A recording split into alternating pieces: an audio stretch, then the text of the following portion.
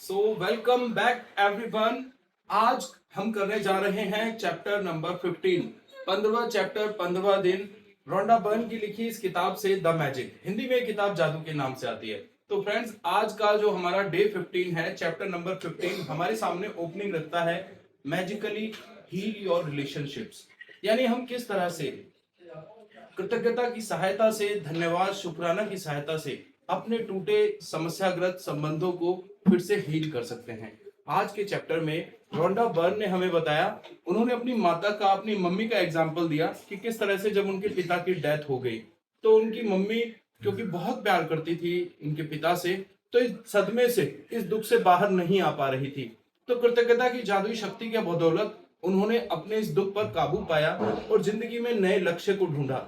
उन्होंने उन अच्छे पलों को याद किया जो उसके पिता के साथ उसकी माँ ने बिताए थे।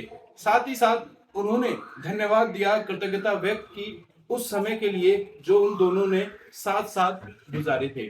साथ ही साथ देखिएगा कि माताजी ने अपने उन शौकों को भी पूरा करना शुरू किया जो वो उनके पिता के जीवित रहते पूरे नहीं कर पाई थी। इसके बाद लेखिका एग्जाम्पल देती हैं अपने पति पॉल का, जिसमें उन्होंने जिक्र किया कि हालांकि पॉल और वो अब दोनों अलग अलग हो चुके हैं, दोनों का संबंध विच्छेद हो चुका है, दे गॉट डाइवोर्स्ड। तो उन्होंने 10 बातें पॉल के बारे में लिखी, जैसे कि पॉल, मैं कृतज्ञ हूं तुम्हारे प्रति क्योंकि तुम्हारी वजह से ये बच्चे, मेरे जो बच्चे हैं वो इस संसार में आए। पॉल, मैं कृतज्ञ हूं कि तुमने, जब तुम हमारे साथ थे, तुमने हमारे बच्चों का कितना ध्यान रखा।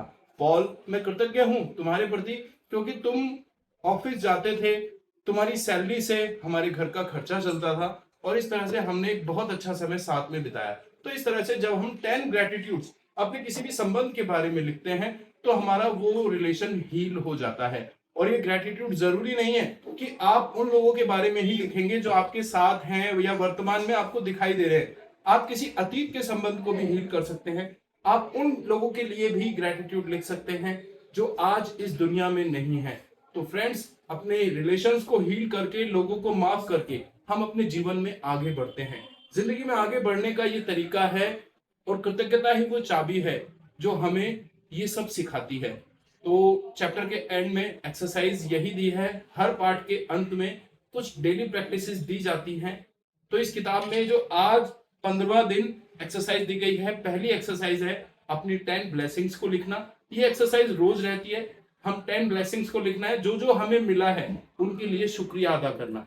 सेकंड, चैप्टर स्पेसिफिक एक्सरसाइज, जो कि आज हम किसी भी एक समस्याग्रस्त संबंध को चुनेंगे जहां पर चैलेंजेस आ रहे हैं, जो संबंध टूटा हुआ है, बिगड़ा हुआ है, समस्याग्रस्त है, उस व्यक्ति के बारे में हमें 10 चीजें लिखनी है कि हम क्यों उस व्यक्ति के लिए कृतज्ञ हैं। नाम लेकर हमें 1 बाय 1 उन क्वालिटीज को लिखना है। और इसके लिए देखिए पेशेंस की जरूरत होगी।